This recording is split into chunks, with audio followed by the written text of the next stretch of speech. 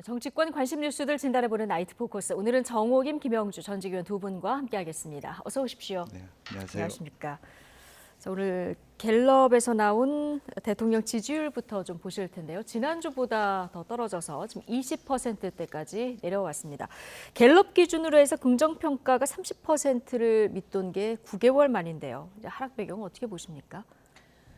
대통령 부인의 명품백 수수와 관련해서 문제가 해명되지 않고 계속 그 사태가 질질 연장되면서 부정평가가 63% 그리고 긍정평가가 30%를 밑도는 29%로 지금 떨어진 것이고요.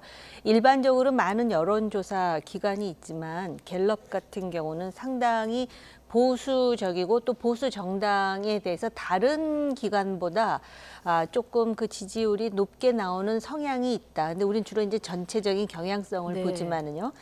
그래서 지금 그 부분과 관련해서 해명이나 사과가 없었고 또 입장을 표명하는 것의 여부와 관련한 결정이 아직까지도 결론이 나지 않고 그리고 그 사건 자체가 너무나 단순하고 명확하다 보니까 유권자들의 감정을 자극하는 측면이 있습니다. 예. 그래서 이것이 몰카 공작이고 함정 공작인 것은 맞는데 일단 사과와 해명이 우선돼야 그다음에 이 사태가 어떤 과정을 통해서 이런 그 함정에 빠지게 된 것인지에 대한 그러한 그 이해를 유권자들이 할 것 같아요. 바로 이러한 그 경향성 때문에 대통령께서 지금 7일 전후로 해서 지금 모 방송과 대담을 한다라는 결정에 대해서 거의 아직 확정된 것은 아닙니다만 이야기가 나오는 것과 무관하지 않다라는 생각이 듭니다. 네. 자, 부정평가 이유 그래픽도 있으면 좀 보여주시죠. 자, 첫 번째가 경제, 민생, 물가가 가장 크고요. 김건희 여사 문제는 지난주보다는 좀 떨어져서 6%포인트고 거부권 행사 문제, 그러니까 이태원 참사 특별법 등 거부권 행사 문제가 3%포인트 오른 이런 수치를 또 확인할 수 있는데요. 이거에 대해서 특히 20대에서 40대 지지율, 그리고 텃밭은 TK 지지율도 지금 빨간불인 이런 상황인데 집권 3년차 지지율로는 좀 돌파구가 필요한 상황이죠. 그렇습니다. 근데 이제 사실은 첫 번째 우리 경제 민생 부분이 예. 워낙 커서 이것은 어떻게 보면 현 정권의 어떤 정책적 역량의 미비, 무능 이런 것과 관련돼 있어서 경제적 실패 또 물가가 계속 오르고 있다. 특히 설 물가 앞두고 있어서 그런 부분은 이제 앞으로 우리가 오늘도 다루겠습니다만 한동훈 비대위원장의 어떤 지지율의 성장과 전혀 다른 맥락입니다. 이것은 네. 아무리 한동훈 비대위원장이 인기가 있어도 물가를 잡을 수 있거나 현 정권이 갖고 있는 한덕수 총리를 비롯해서 내각이 지니고 있는 어떤 정책 수행 능력에 대한 평가를 뒤덮을 수 있는 부분이 아니다. 그리고 또 하나는 특히 젊은 층에서 이태원 특별법에 대한 어떤 현 정부의 실망감이 매우 큰 것 같습니다. 특히 거부권에 대한 부분이 오히려 김건희 여사 문제보다도 그것은 좀 수그러듦에도 불구하고 5%까지 된다는 것은 아무도 책임지는 사람이 없다라고 하는 거고 또 1년 6개월 정도에 겨우 서울경찰청장 하나 기소하는 정도 또 용산구청장은 여전히 풀려서 돌아다니는 이런 것이 실제로 보면 납득하기 어렵다. 네. 어떤 문제에 대해 그렇게 수많은 젊은 나이 드신 분도 그 안에 있겠습니다만 많은 인파의 죽음에 대하여 그렇게까지 그들의 부모가 공개적으로 이렇게 되면 반정부가 될 수밖에 없다. 머리를 깎고 거리를 헤매고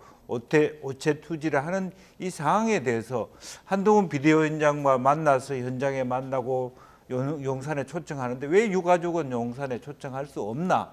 이런 절망감이 말하자면 소통 부족 네. 그런 것과 연관되면서 나오기 때문에 어찌 보면 골고루 요소가 있기 때문에 상당히 총체적 난국이다 그렇게 볼 수밖에 없고 이러려면 왜 청와대에서 용산으로 나왔나 하는 질문을 할 네. 수밖에 없습니다. 네. 자, 7일에 대통령 신년 대담이 방송될 예정인데 지지율과 좀 무관치 않다. 이 일정을 잡은 게 앞서 이렇게 얘기해 주셨는데요. 그렇다면 어떤 돌파구를 마련한 계기로 삼으려면 좀 어떻게 해야 될까요? 이미 지금 김영주 의원께서 조목조목 비판을 하셨는데 그런 비판을 일거에 불식시킬 정도의 대담이 돼야 될 것 같습니다. 네. 그러기 위해서는 특히 그 이태원 특별법이라든지 이태원 특별법과 함께 김건희 여사의 명품백과 관련해서 대통령이 어떤 생각을 가지고 있는지, 그러니까 어떤 측면에서 거부권을 많이 행사할 수밖에 없는 불가피한 속성이 있습니다. 거대 야당이 있고 또 분명히 독소 조항, 그건 반드시 뭐 이태원 특별법만 가지고 논하는 것은 아니지만요. 그런 것에 대해서 설득력 있게 설명을 하고 사과할 것은 해야 되고요.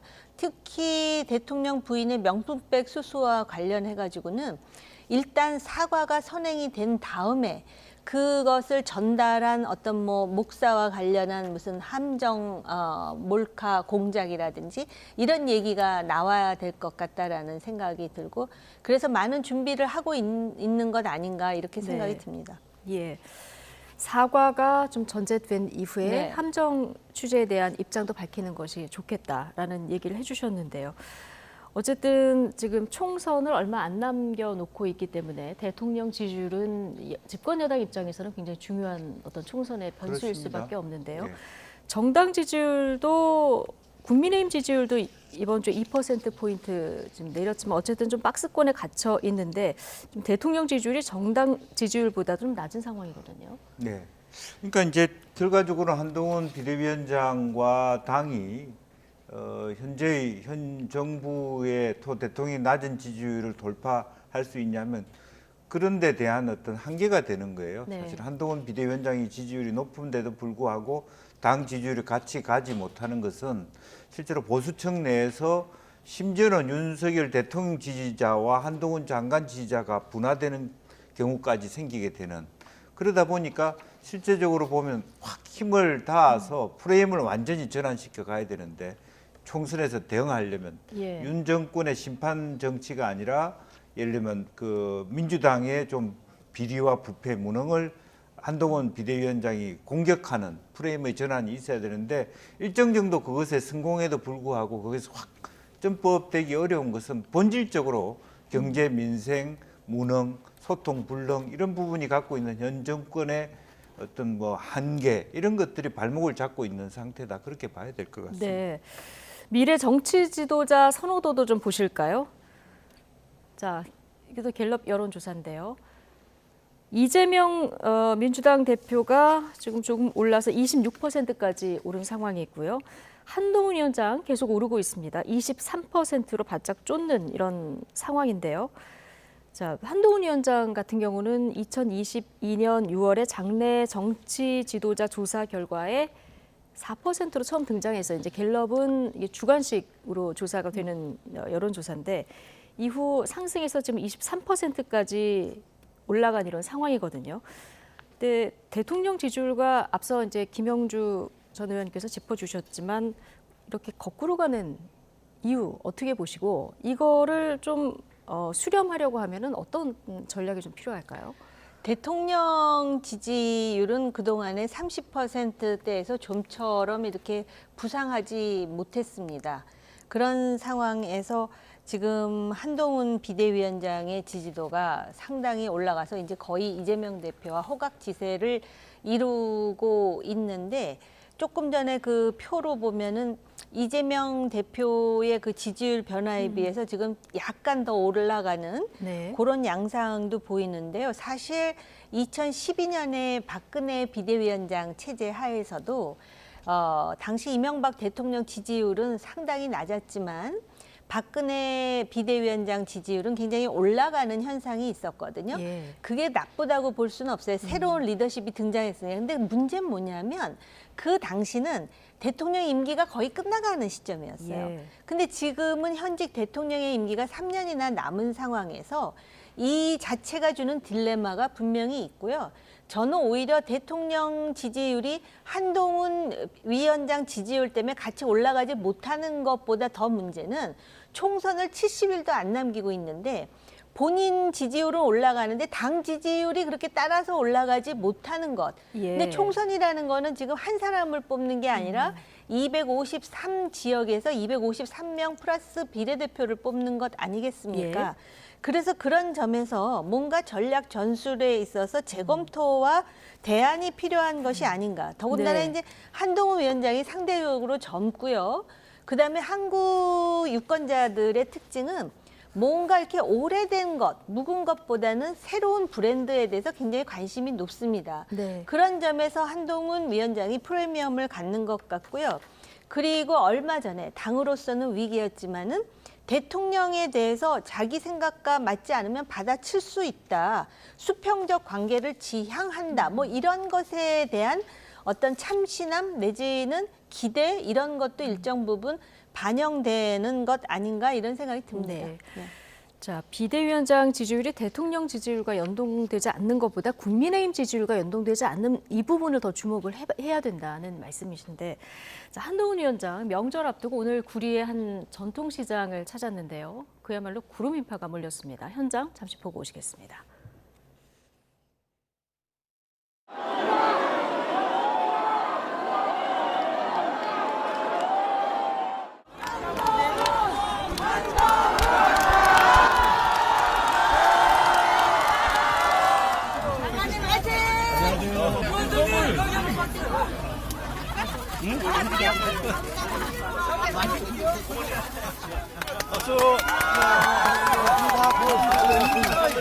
우리 국민의힘은 여기 계시는 이런 분들에게 선택받고 사랑받고 지지받고 싶습니다.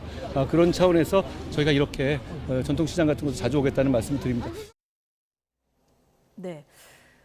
자, 지금 여당의 대표적 험지가 구리신데요. 여기서도 환영을 받는 이런 모습을 볼 수 있습니다. 흡사 뭐 대선 후보의 유세현장을 방불케 한다 이렇게 보시는 분들도 있던데, 그런데 문제는 한동훈 위원장 개인 인기를 가지고 자, 구리시라던가 험지 지역에서 환영을 받을때 이 국민의힘 후보를 총선에서 누를까 이거 아니겠습니까? 그렇습니다. 근데 이제 구리라는 도시가 재미있는 것은 네. 의외로 강원도에서 오신 분들이 많거든요. 구리의 국회의원 윤호중 의원도 춘천고등학교 출신입니다. 이제 그래서 과거에 보면은 한동훈 위원장이 자기 부모들이 강원도하고 연관성 그런 얘기들을 또 네. 했지도 않았습니까? 이제 그런 부분에 대해서 그리고 또 여기는 이제 아마 구리시에서 이렇게 그 출마하시는 예비 후보들이 다 결집을 했을 겁니다. 또 실제적으로 뭐 한동훈 장관의 인기라고 하는 건 우리가 뭐 부정하기 어려운 부분이 있을 거라고 보고, 특히 이제 수도권에서 서울로 편입되기를 희망하는 지역 중에 하나가 구리이기도 합니다. 그래서 아주 타겟팅을 잘하고 있다. 김포하고 구리, 예. 의정부 이런 서울 외곽을 치고 들어오고 있는 것은 굉장히 적확한 좋은 전략이다. 부분이라고 예. 봅니다. 이제 그런 부분에 대해서는 충분히 우리가 한동훈 비대위원장의 인기를 우리가 생각할 수 있고, 또 대통령께서 얼마 전에 만든 어떤 GTS 노선이라든지 그 어떤 도시 철도라든지 교통망의 문제에 대해서도 아마 이해관계가 분명히 있는 곳이니까 저는 환호를 받을 것인데, 실제적으로 보면 저런 흐름들이 이렇게 쓰나미처럼 하고 난 다음에 주민들이 갖고 있는 허탈감이 있을 거예요. 예. 그러니까 물가, 뭐 민생고 이런 부분을 과연 한동훈 위원장이 말하면 정책적 역량을 우리한테 보여준 게 있느냐 하는 부분들이 남아 있는 과제이고요. 이제 그런 면에서 실제적으로 보면 이것이 그냥 신기루처럼 보일 수도 있는 것이고, 또 뭐 그렇다고 해서 야당이 만만하지는 않습니다, 그죠? 예. 근데 그런 부분이 있기 때문에 아마 이제 그 좀 더 이 지역에 대해서는 충분히 구리라는 지역이 뜨거울 수 있다, 한동훈의 방문에 대해서. 예. 그거는 아주 한번 정확한 시점상으로는 아주 그 잘 맞춰서 간 곳이다, 그렇게 볼 수 있겠습니다. 예. 뭐 빨간 목도리 두르고 사람이 굉장히 많이 몰렸는데 호떡도 없고 이렇게 좀 구리를 돌아다니는 모습을 보셨는데 오늘 행보는 어떻게 보십니까? 네, 저도 예. 비슷한 생각인데요. 보통 이제 전통시장을 가면은 카메라로 찍으면은 저렇게 사진이 잘 나와요. 왜냐하면 네. 이렇게 넓은 광장이 아니기 때문에 사람이 운집했고 또 현수막이라든지 지금 연호하는 사람들은 뭐 거의 다 국민의힘 지지자나 당원들일 가능성이 높고요. 또 구리가 어려운 곳이라고는 했지만 그래도 국민의힘이 꽤 선전할 수 있는 곳이에요. 그리고 시장도 지금 예. 국민의힘 소속인 것으로 알고 있고, 그리고 가장 중요한 건 이제 서울 편입에 대한 기대감이 꽤 있을 것이고. 뭐 신속하게 진행하겠다 이런. 네, 그렇습니다. 그리고 얘기를 이제 했어요. 예. 아마 그 젊은 여당 대표가 하는 말에 어떤 신뢰를 또 갖는 그런 이제 측면도 있을 것이고요. 그래서 어쨌든 조금 전에 말씀하셨듯이 제 생각으로도 타겟팅은 잘 하고 있는 것인데 이제 그 지역 정치라고 하는 게 공중전 플러스 지상전이라고 할 때 조 분위기가 곧 민심이라고 생각하면은 그거는 조금 이제 착각일 수 있죠. 네. 예를 든다면은 이재명 대표가 저 지역을 가잖아요. 그러면 비슷한 현상이 벌어질지도 몰라요. 그렇기 때문에 예. 그 지금 물가나 민생과 관련해서 이미 지적을 하셨지만 그런 부분에 있어서 좀 더 현실적인 대안을 내놓고 그다음에 이 지상전에서 왜냐하면은 지금 한동훈이 253명이 있는 게 아니잖아요. 그렇기 때문에 그 지역에 지금 예비 후보들 중에 후보가 될 사람을 또 어떻게 이제 부각시켜서 좀 더 그 네. 지역 주민에게 좋은 인상을 줄 것인지 그런 전략이 잘 만들어져야 될 것 같습니다. 예. 자, 물가나 민생 관련해서 실질적인 정책이 좀 뒷받침돼야 네. 된다는 의견을 두 분 다 주셨는데, 자, 정당 지지율 다시 한번 보여주실까요? 앞서 저희가 이제 국민의힘 지지율, 대통령 지지율, 그리고 한동훈 비대위원장 개인 지지율의 함수 관계를 좀 봤는데, 자, 다른 정당들 좀 보실까요? 일단 제3지대부터 보시면 개혁신당 3%, 이낙연 신당, 가칭 개혁미래당 3%. 자, 이 제3지대 관련 얘기는 잠시 뒤에 따로 띄어서 저희가 좀 얘기를 해보도록 하고요. 자, 민주당 지지율을 보면은 35% 역시 박스권인데요.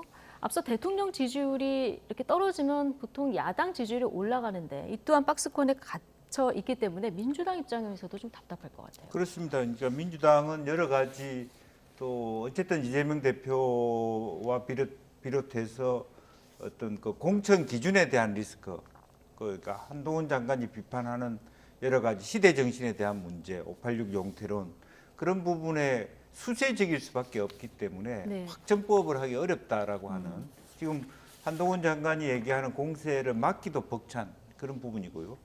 영입형이냐 병립형이냐 준연동형이냐 하는 예. 갈피도 못 잡고 있고요.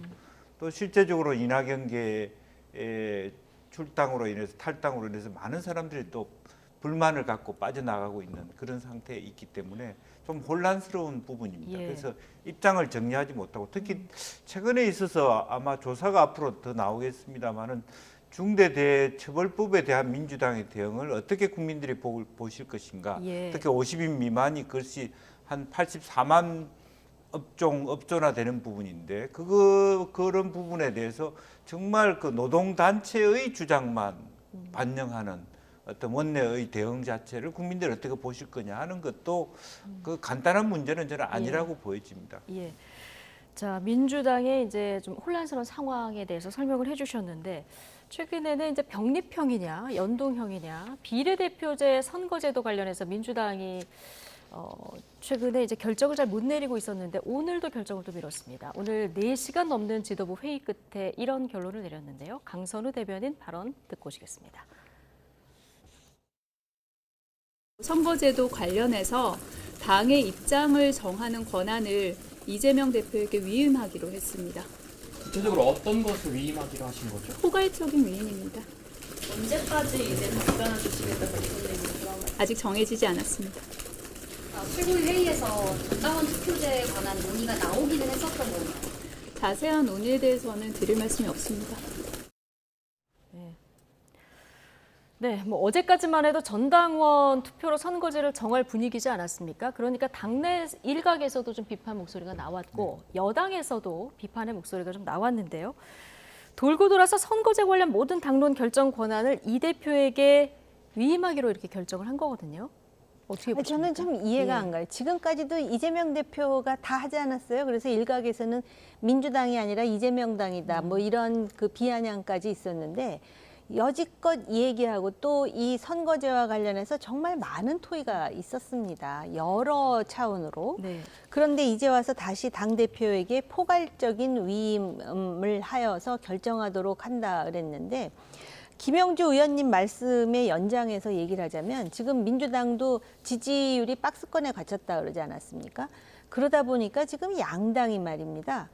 이번 총선에서 중도층이나 무당층을 견인하기보다는 자기 당 지지자들을 완전히 결속시켜가지고 그들만 적극적으로 지금 투표소에 나가도록 하는 전술을 쓰려고 하는 것이 아닌가. 그러다 보니까는 연동형을 약속하고도 지금 병립형으로 가려고 하는 그 민주당 지도부의 움직임이 있는 거 아닙니까? 네. 근데 병립형에 대한 지금 민주당 내의 반발이 의원 80명을 포함해서 80명 이상이죠. 또 원로들도 지금 굉장히 쓴소리를 예. 하시고 계시는 상황이다 보니까 지금 그거를 한 번에 책임을 뒤집어 쓰기보다는 이런 식으로 절차를 다단계화해가지고 이재명 대표에게 포괄적으로 위임하면은 결국 고뇌 끝에 다시 뭐 전당원이라든지 병립형으로 가기 위한 어떤 그러한 단계를 밟는 것인지 아니면은 어차피 민주당이 가만히 있든지 아니면은 병립형이라고 하지 않는 한 연동형으로 갈 가능성이 굉장히 높거든요. 왜냐하면은 국민의힘은 이미 병립형으로 병립형, 하고 연동형으로 결정 나면은 위성정당 만들겠다 해서 이름까지 정했어요. 네, 국민의 알린 대로 미래. 했더라고요. 네. 그런 상황에서 만약에 민주당이 오케이 병립형 하면 그냥 병립형으로 가는 거예요. 그런데 아무 소리 안 하고 결정을 미루게 되면은 자연스럽게 연동형이 되는 거거든요. 근데 이 과정에서 지금 고민을 하고 있는데 뭐 그 사이에서 지금 여러 마치 또 이게 잔머리를 굴리듯이 양당에서 별별 수가 다 나오고 있는 와중이에요. 그러니까 이제 이렇게 돼가지고 결국 민주당이 연동형으로 하게 되면은 위성정당을 만들 시간이 없는데 국민의힘은 이미 위성정당을 구축하고 있기 때문에 민주당에게 불리할 것이라고 보는 희망적 관측이 국민의힘에서 나오는가 하면 결국은 민주당은 뭐 현실과 이상 사이 하면서 계속해서 이렇게 고민하는 것 같이 하다가 시한을 넘어서 연동형으로 가면 그런데 이미 그 속에서는 소위 위성정당이 지금 만들어지고 있는 건지도 모르겠고요. 예. 아니면 결국은 이재명 대표가 그동안에도 본인의 방탄을 많이 해왔는데 그런 상황에서 실질적으로 병립형이 낫다고 생각해서 결국은 병립형으로 가기 위한 지금 하나의 수를 그런 걸 보통 꼼수라고 합니다. 그러다 보니까 측근인 정성호 의원이 매를 맞더라도 빨리 맞는 게 낫다 또 이런 조언을 하잖아요. 예. 그래서 참 뭐 민생이 어려워서 걱정하는 척하면서 참 저런 일을 가지고 다시 한번 저렇게 파란을 겪는 게 지금 정치인들로서 국민에 대한 예인지 반문하지 않을 수가 없어요. 네.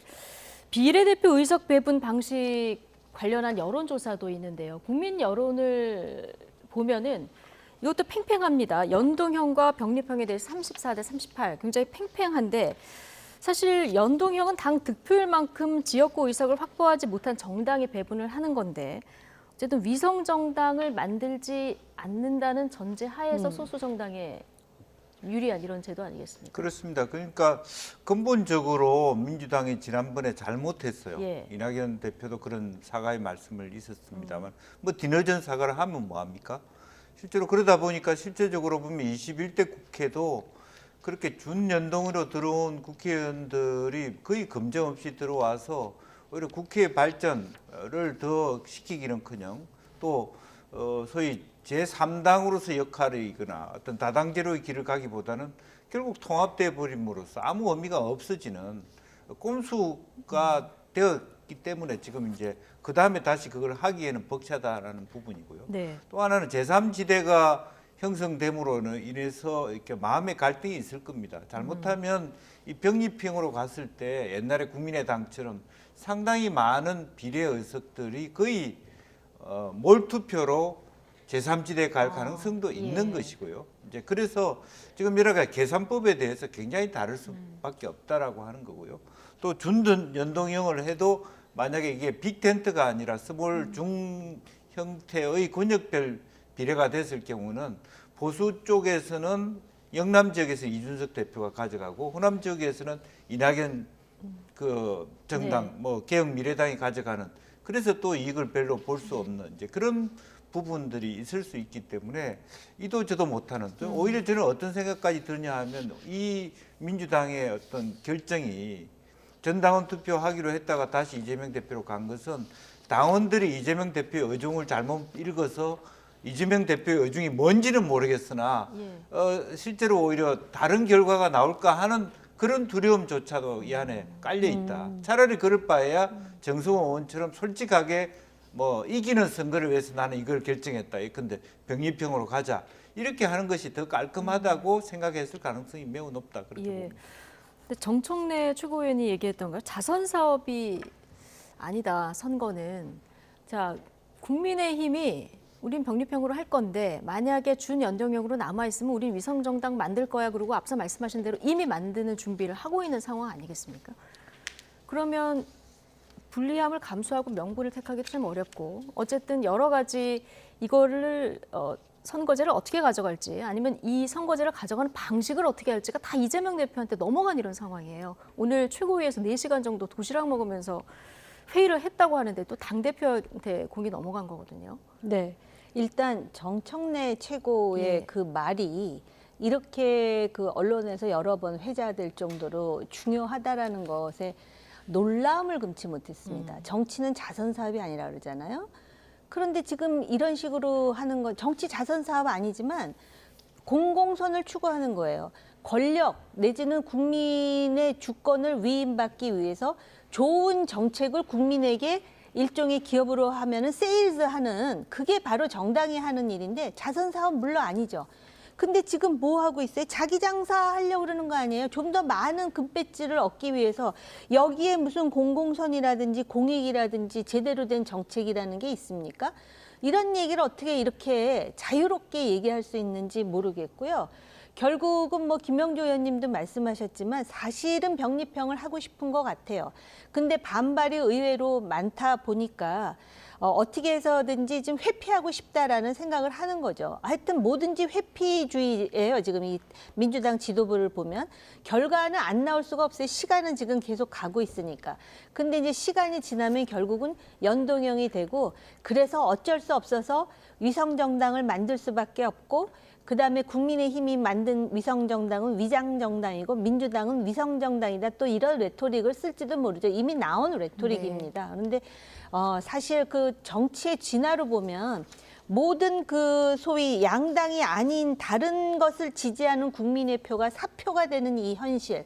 이것에 대해서 정치인으로서의 어떤 최소한의 양심을 가지고 생각한다면 이걸 가지고 갑론을박한다라는 거는 도저히 그 관용할 수가 없는 일이에요. 예.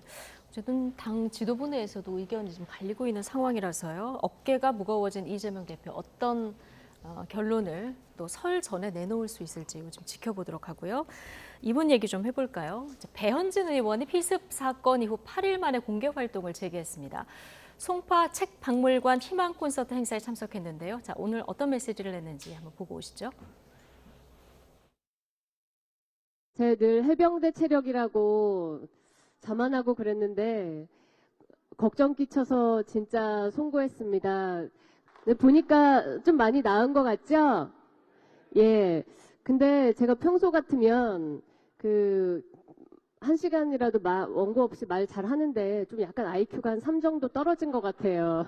영상을 안 보여주더라고요. 제가 이제 혹시나 그 트라우마가 있을까봐. 근데 저도 당시는 너무나 이를 데 없이 놀랐고 주변에 아무도 없었던 상황에서 겪은 그 상황이었기 때문에 굉장한 공포를 느꼈습니다.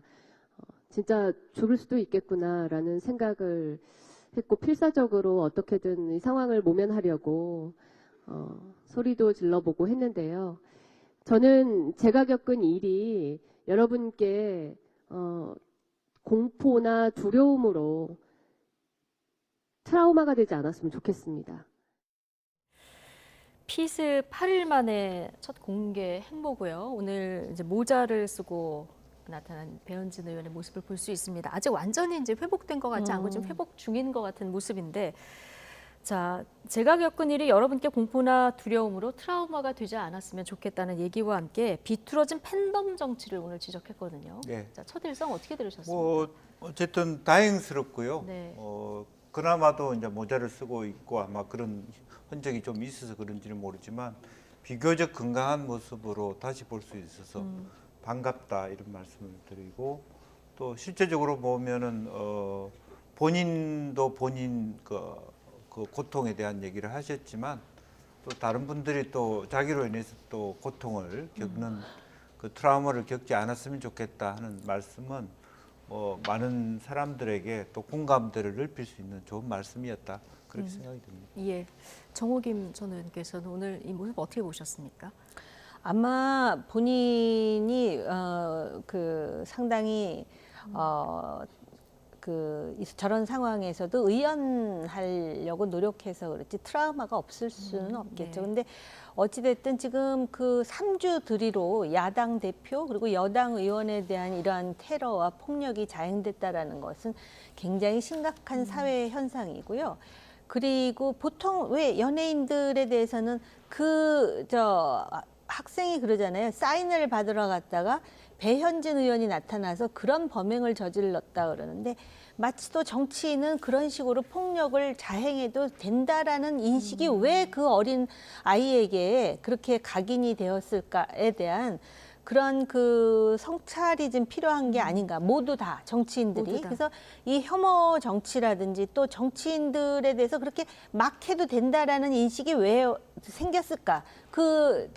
이재명 대표에 대해서 칼로 범행을 저지른 그 사람도 마찬가지거든요. 네. 제가 볼 때는 이 정치권에서의 어떤 막말이라든지 폭언 같은 것이 결국은 물리적 폭력하고 연동되는 것이 아닌가. 그러다 보니까 마치 또 외로운 늑대와 같은 그런 사람들이 등장해갖고 정치인들에 대해서 함부로 저런 식의 폭력을 자행하는 일련의 그런 혐오 정치의 어떤 극대화가 이루어진 게 아닌가 이런 생각이 들거든요.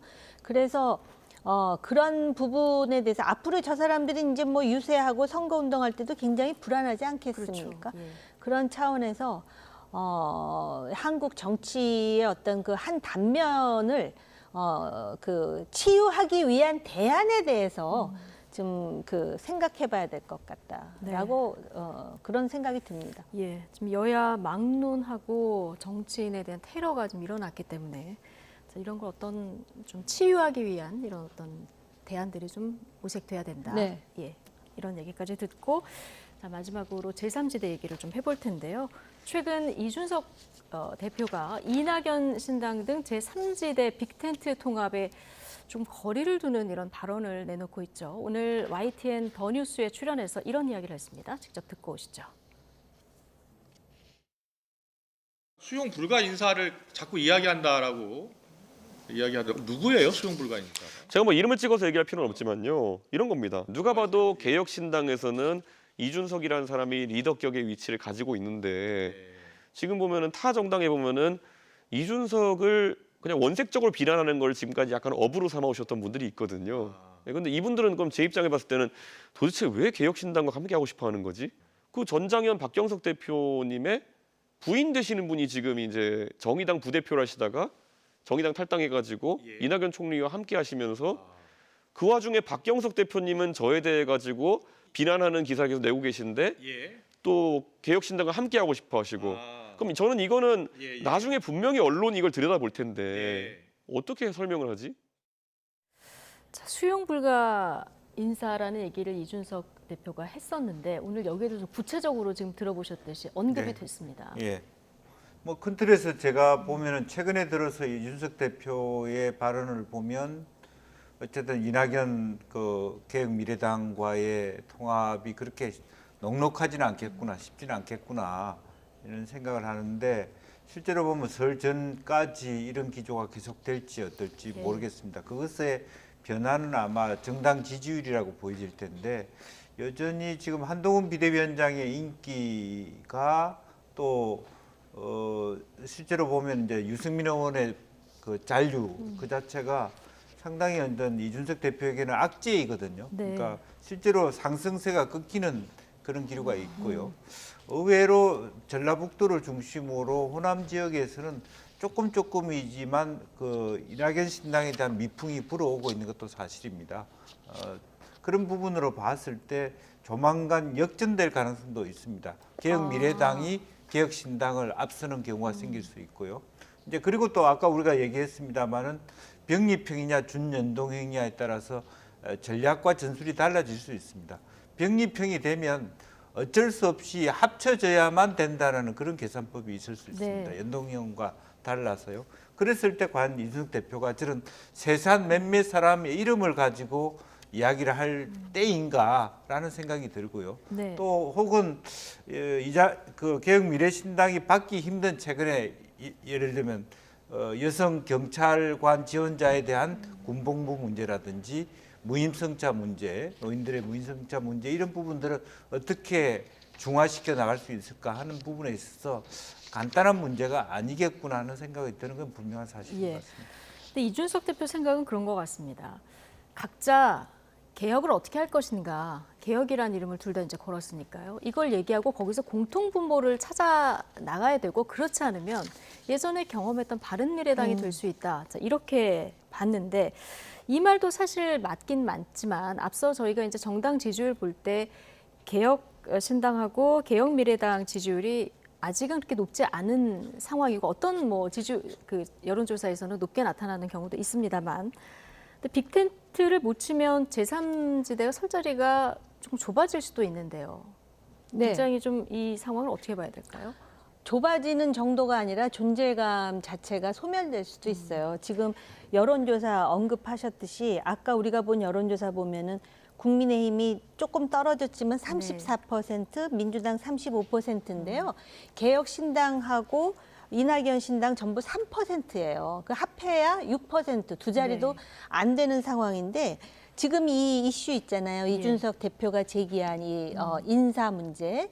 이런 것 자체도 사람들은 자세하게 알고 싶어 하지 않지만 이런 식으로 분란이 나는 것 자체가 제3지대에 대한 국민적 관심도나 또는 뭐 그 긍정적인 어떤 그 애정 이런 거를 떨어뜨리는 요소가 된다라는 거는 분명하거든요. 근데 아마 과거의 바른미래당 시절의 트라우마도 본인이 있겠죠. 그리고 사소한 거지만 정말 그 공통분모를 찾아내는 상황이어야 하는데 아마 그 소위 전장년 대표의 부인이 그리고 이제 또 이런 것도 있어요. 이념적인 스펙트럼으로 볼 때 이제 정의당 중에서도 온건 정의당 쪽이라고는 할 수 없다라고 본인이 판단할 수도 있죠. 그렇기 때문에 자신의 지지가 주로 젊은 보수층이잖아요. 그래서 아까 국민의힘을 보면은 20대, 30대, 40대의 젊은 보수층 지지도가 내려갔단 말입니다. 근데 자기는 그 사람들한테 소구력이 있다고 생각하는데 여기에 그 자기가 어떻게 보면 논쟁을 벌인 한 축이라고 할 수 있는 전장현과 관련이 있는 인사가 들어오면 이거를 자기가 자기 지지자들한테 설명할 길이 막막하다라는 이야기를 하는 것이죠. 그런데 어쨌든 제가 늘 말씀드리지만 설날 전까지 뭔가 드라마틱한 어떤 그 통합의 어떤 문이 열리지 않는다면 지금 김 앵커 지적하셨듯이 굉장히 지금 날이 점점 이제 줄어들고 있잖아요. 총선이 70일도 안 남은 상황으로 들어가고 있는데 그래서 뭔가 그 새로운 전기가 마련돼야 될 것 같습니다. 네. 자, 뭐 신당이 지금 여러 갈래로 추진이 되고 있는데, 자, 조국 전 장관이 주축이 된 리셋 코리아 행동 어제 발기인 대회를 열었더라고요. 이 자리에서 조국 전 장관이 이준석 신당까지 다 모으면, 그러니까 반윤 정치 세력을 다 끌어모으면 200석이 될지도 모른다 이렇게 얘기를 했는데, 자, 뭐 이 연대를 제안했다고 딱 해석할 수는 없습니다만 어쨌든 같은 범주 안으로 지금 끌었는데 이준석 대표는 생각이 일치하는 부분이 없다 딱 선을 그었거든요. 네, 뭐 합당은 아니지만 예. 조국 장관 얘기한 것처럼 사실 이준석 대표의 개혁신당도 반윤 정당이기 때문에 민주당을 포함해서 모든 진보 세력에다가 이준석 대표의 신당까지 하면 반윤 연대의 형태가 될 수 있고 빅텐트도 마찬가지입니다. 빅텐트가 돼서 30-40석을 얻었을 때 그게 다 그 빅텐트의 정당이 친윤 정당이라고 보기는 어려울 겁니다. 네. 이제 그랬을 때 한편으로는 조국 장관의 얘기는 맞아요. 그렇게 많이 가자라고 하지만 강론으로 들어가서는 전혀 다르고요. 맥락이. 이제 조국 장관의 신당은 만약 한다면 민주당의 위성정당의 모습을 취할 것이고 이준석 대표가 그게 동의할 리는 없죠. 자기가 세력을 확보하는 것은 보수 지지층 속에서의 자기 역할과 지지율을 예. 정폭해 가는 길이지 조국 장관과 손잡는 순간 더 이준석 대표는 더 힘들어질 것이다 그렇게 보여집니다. 예.